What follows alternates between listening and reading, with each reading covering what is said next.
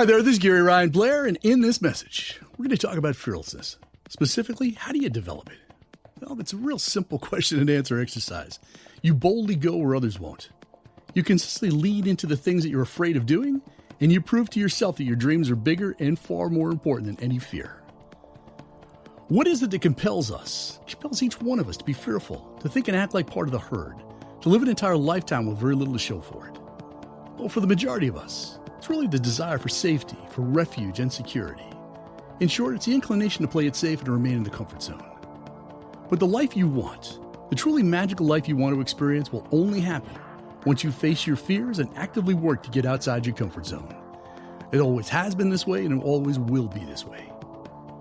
See, fear is unworthy of your companionship. It's an unwanted visitor who's overstayed his welcome. And your ultimate goal is to face it, to conquer it, and to use it as the trigger for unleashing your greatness. And the human being who does not wish to belong to the masses, who dares to show the world what he or she is capable of creating, must cease being controlled and manipulated by fear. They must resist the gravitational pull of the comfort zone and instead follow their conscience, which shouts out at them, "Let your light shine through." Fear is never a reason for quitting nor for second-guessing yourself. It's only a cowardly excuse for those unwilling to face their doubts, their insecurities, and their mental boogeyman.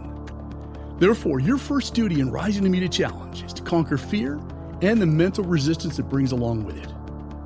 You must choose to get rid of it, or any hope, dream, or goal that you're considering will wind up dead on arrival. So what is fear costing you? What are the consequences of keeping your dreams on hold? What is the impact of your life when you run from rather than towards a challenge? Well, let's look at a few of the many consequences associated with quitting, with being underemployed, with remaining fearful, and not rising to meet the demands of a challenge. The first is a diminished sense of self-worth and personal value. Eventually, you come to think of yourself as the kind of person who is undeserving of success. And when you begin to lose faith in yourself, it leads to a downward spiral of psychological devastation that's extremely difficult to overcome. The second is perpetuation of pain. Avoiding a challenge and running from your fears only achieves self-sabotage and a perpetuation of pain, which leads to a cycle of failure and a lifetime of disappointment. Failure's high price is commonly imposed through bankruptcy, depression, unemployment, poor grades, stress, and other forms of physical and psychological pain. The third consequence is character assassination. By allowing fear to control your life, you'll serve as a disturbing example of wasted talent, of someone who chose fear over courage. Your life will be viewed as a sad consequence of neglect, of excuse-making, self-pity, poor character, lack of direction, and courage deficit. The fourth reason is development of a quitter reputation. See, quitting is a habit. It's the path of least resistance. Facing your fears requires that you increase your level of resistance and tolerance to pain, to inconvenience, and to sacrifice. And once you develop a quitter reputation, your options will become limited.